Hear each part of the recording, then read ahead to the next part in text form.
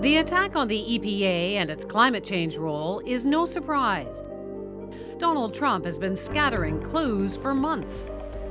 First, on the campaign trail in coal country. I'm going to lift the restrictions on American energy and allow this wealth to pour into our communities. Once in office, scrapping a rule that stopped coal companies from dumping waste. In eliminating this rule, I am continuing to keep my promise to the American people. Then picking a new EPA chief who denies the impact of fossil fuels. So no, I would not agree that it's a primary contributor to the global warming that we see. That claim is contradicted by 97% of scientists who have studied it. But as Oklahoma Attorney General, Scott Pruitt sued the EPA 13 times. Now he's running it. So, with a new U.S. view on climate change, what's at stake? If we are unable to rein in emissions so that the trajectories by later in the century are still pointed upward for emissions, that's a world which will be, as I said, for many countries and for many communities and for many people, simply catastrophic. Among them, people in Canadian, coastal, northern, and agricultural communities.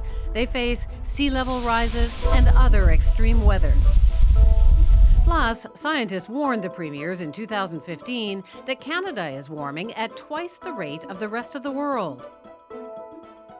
It's been interesting to watch the evolution of acceptance of the climate change issue here in Canada and certainly globally. That it's taken a long time for everybody to sort of nod and say, yeah, we've got a problem. The culprit is well known. Global warming caused largely by emissions of carbon dioxide, CO2. Over the past century and a half, global temperatures have been rising. Scientists believe it is key to keep that rise to less than 2 degrees. By last year, temperatures were already about halfway there. And the rate of change is speeding up. The 15 hottest years on record have come since the late 1990s.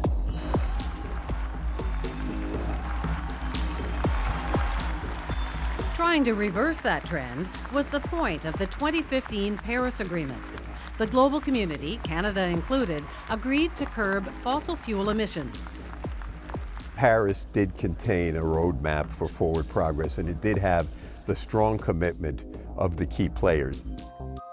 Those key players were led by the world's largest polluters, China, which emits about 28% of the total, and the U.S., which is responsible for about 16%.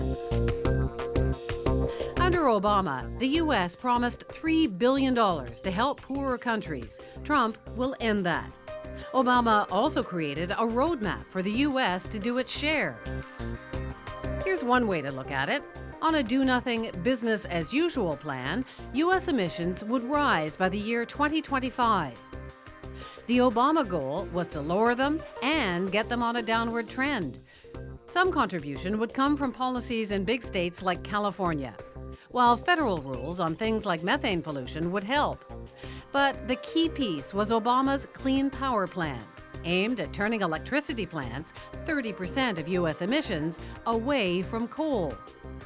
That plan is Donald Trump's main target with yesterday's budget proposal, asking Congress to discontinue funding for the Clean Power Plan. Now look again at Obama's plan to curb emissions and shade in the areas targeted by Trump. U.S. climate change policy is suddenly bare. But if that looks stark, it's not the whole story. People who want to actively protect the environmental legacy of the last few years, and particularly the climate legacy, should assume the worst and then be happy if things are better than that. Two factors come into play. For one thing, the U.S. legal system gives opponents some leverage. It would take years to repeal the Obama regulations because they'll immediately be sued in court, and in the meantime, those regulations stay in place. But optimism could also be found in Donald Trump's preferred language, the economy. I will be the greatest jobs producer that God ever created. because the jobs he wants to create aren't in coal, but in clean renewables. You can deregulate, an industry, but if there's no market demand there, the industry is not necessarily going to take off. And in addition, we're seeing rapid price drops continuing in the renewable energy markets, wind and solar, which don't produce any greenhouse gases. Those are going to continue. Indeed, total U.S. investment in renewables hit $44 billion in 2015. Plus, other countries may now take the lead on climate action.